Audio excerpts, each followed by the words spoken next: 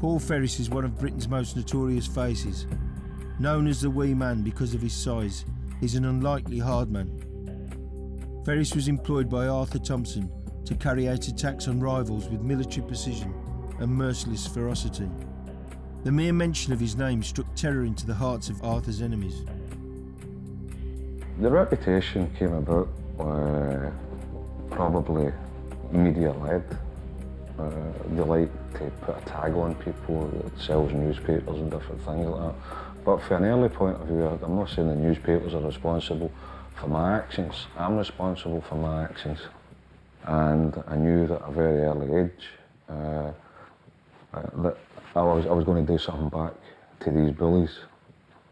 And there was a situation that I've heard recently for a well-renowned boxer, Alex Arthur. He was doing an interview and he used a phrase called punch resistant. He became punch resistant after so many years in the ring. And I thought, I'm going to try and use that as an analogy to put forward that you become fear resistant. You know, the whole point of it is the fear that you've experienced and the violence you've experienced as an early kid, a young kid.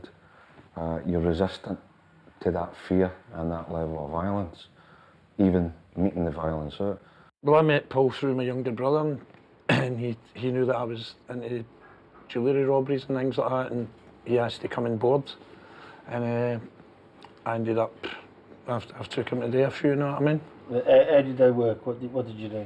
Well, we used to go in, one of us would go in and we'd be dressed up and all that. We'd think me a pair of glasses and suit and all that, and I would get in and ask to see a tray of rings, something like that. And I'd just run out the door with it, and Paul would be round the corner in the car, then he'd go and do the next one. And so that's how we started off, you know what I mean? And what about the violence? Was it? Well, we started getting into the city centre and things like that, and getting drunk, and we ended up in a lot of trouble with people. And we ended up carving out a reputation for serious violence. We were slashing people with Stanley blades in it. And we were actually called the Stanley Gang. But there was a lot of people trying to attack us, so we were just getting in there first. And we came to the notice of Arthur Thompson. And one night, he'd asked to bring me, for me and Paul, to go to the prom Mill. And Paul went and I never turned up, and that was the night he was recruited with the Thompsons for him. I was introduced to Tam Bagan, who was already working with the Thompsons, collected cash all over the city. And I was introduced as what you would call another bagman, another collector. We never asked any questions about how much was in it, who paid the debt, what was the debt for. It was just things you don't ask. You know, what it was you go and see Mr. A and collect X amount, and then you take it back. There was certain times where people had never had the money on the given time.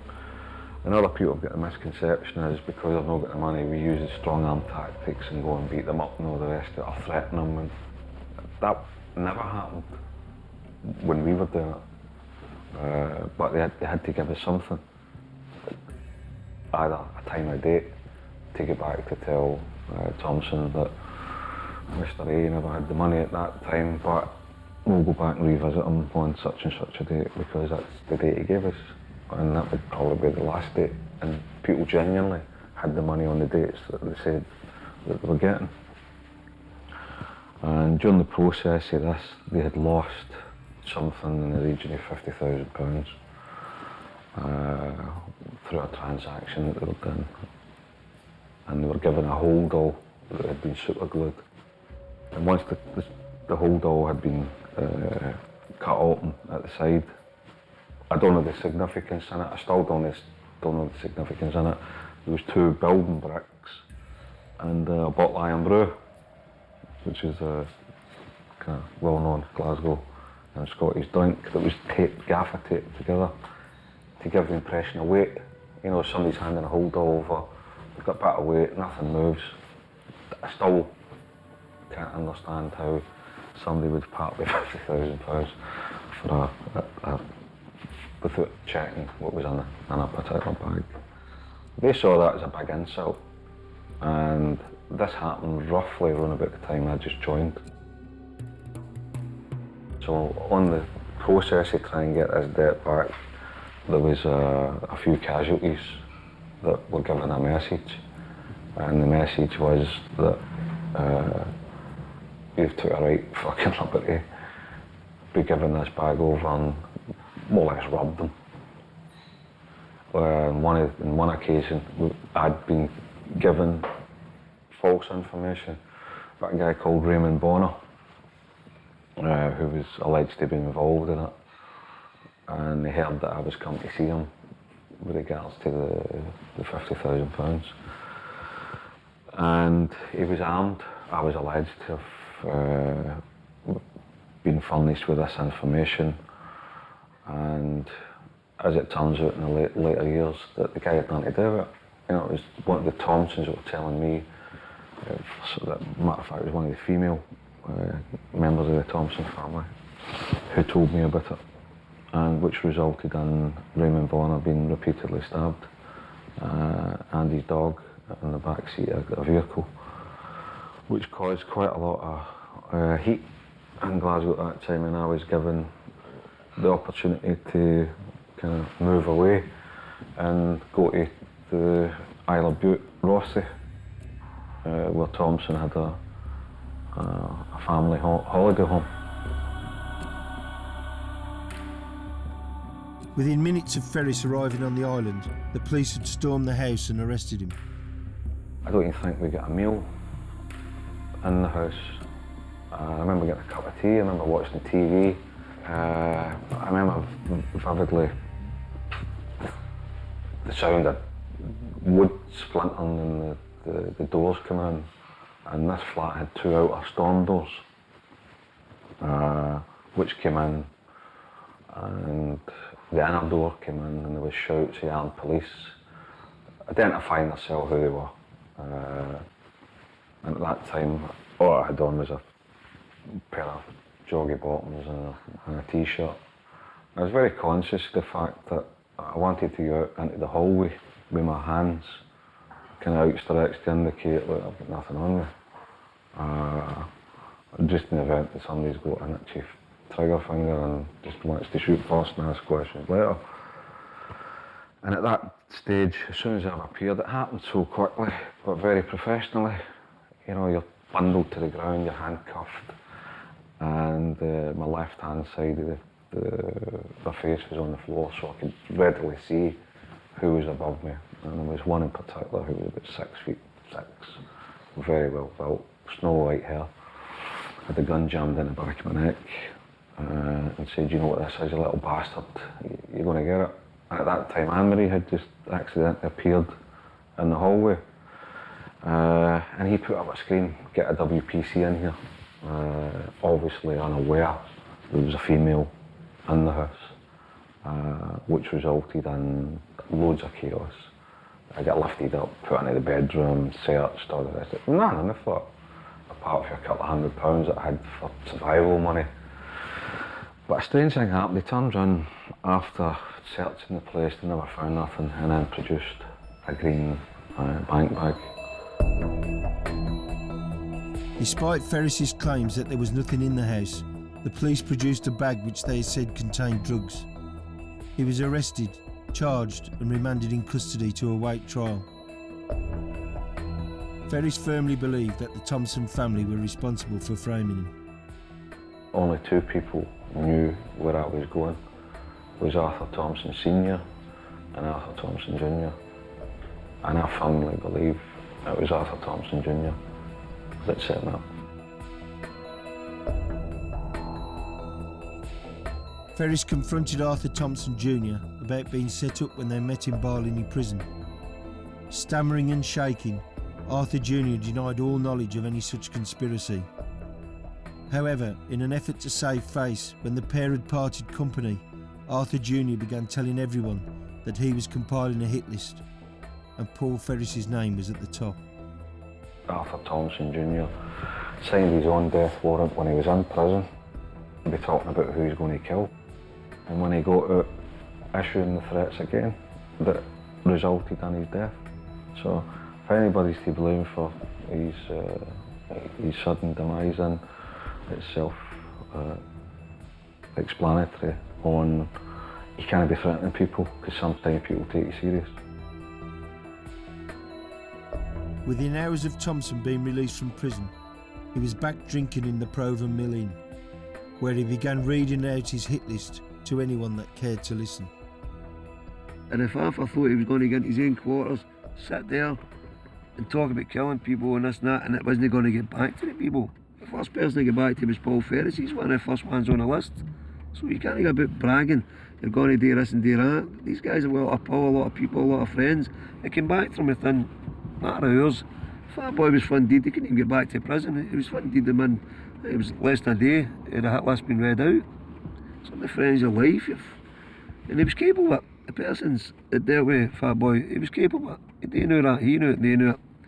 When the day he cell, not the balls day he cell, but he'd have paid, and that was what he was doing. And not a good idea to sit in a crowded pub and read out a list, which top of the list, Paul Ferris saying, I'm going to kill Paul Ferris. Not a good idea.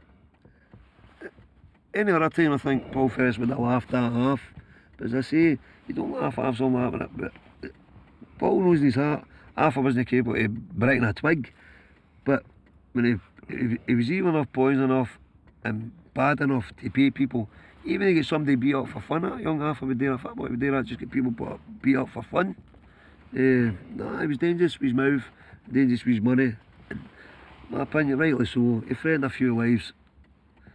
Maybe home leaving, maybe when is the right time to kill somebody or whatever, but that's it. The only thing is, home leave, he was out and first leaving prison, but as I say, he knew what he was doing, knew what he was talking about, knew who he was threatening, and he paid the price. The police are taking a tough line on organised crime across the country. A new FBI-style task force called Soccer has been set up to target high-profile criminals and disrupt their activities. With substantial resources and the latest surveillance technology, they're smashing gangs throughout the UK. Some villains see the operation as harassment, but Glasgow-based Paul Ferris was one of the first to see the writing on the wall. I read the depositions while I was on remand, and I just kept going through witness A, witness B, witness C. No names attached to them, but there was the whole series of things that they had was this is security services, 25 years, security services, 10 years. And I couldn't believe some of the things where they've actually got me in a phone box and knew what numbers had dialed. And that's when I kind of realised, people coin a phrase, look, the game's up. I kind of looked at it in disbelief and thought, I never, in my wildest dreams, thought I would come to the attention to these people. And when you do come to the attention of these people, you're never off the radar. So there's a decision that was made very early on, before I was even convicted, that there is absolutely no way of taking these people on. If you want to take them on, it's a big risk. You're playing a big cat and mouse game because of the technical proficiency that these people have got, the human resources at their disposal. And I made a conscious decision that I'm going to get my head down, whatever the sentence I'm going to get, I'm going to do it, do all the courses and get out. So there was no great kind of inspiration when the doors opened in Franklin Prison at 2002 on January 21st for me to announce to the press that I was going straight. You know, it wasn't a kind of immediate inspiration. I had 4 years, 8 months to think about it. And the 4 years, 8 months was something which I said then, which is now 11 years ago. I've been straight now.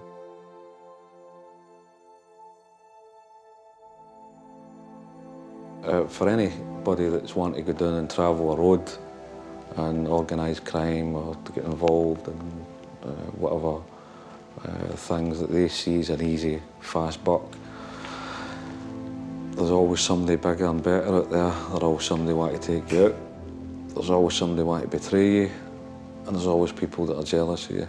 But most importantly, the technical proficiency that the law enforcement agencies have got now is far superior to what I was reading way back then. So the message about that lifestyle, it's glamorous when you're in it and when you're getting your money and all the rest of it, but when you realise how much that it impacts on your own family and yourself. You know, you spend the biggest part of your years. I've spent 13 years in and out of prison since I was 16, and there's no glamour in that. I'm currently involved in looking at repeat offending issues and hopefully offering voluntary things about that. We no magic wand, nobody's got magic wand to say, look, the crime's going to stop overnight, but people should always remember there's bigger and bigger gangsters than are on the street. They're actually in the House of Lords, they're MPs, they're politicians, they're chief constables. These are the guys that's controlling things. And funnily enough, when you look at the biggest cause of drug deaths in the UK for heroin overdose is a combination of heroin and methadone. And then when they get the heroin, they find out it came from Afghanistan, which is quite funny in a sense, that an occupied country with 95% purity lands in the UK. So government agencies are bigger drug dealers than most people. Government agencies are bigger robbers than most people. And we just need to look at the collapse of the banking institutions to realise how these hedge funds have got absolutely no concern whatsoever for people that have been putting their pensions away for their retirement. So the whole question is, who is real violence? Who is the faces behind the organised crime?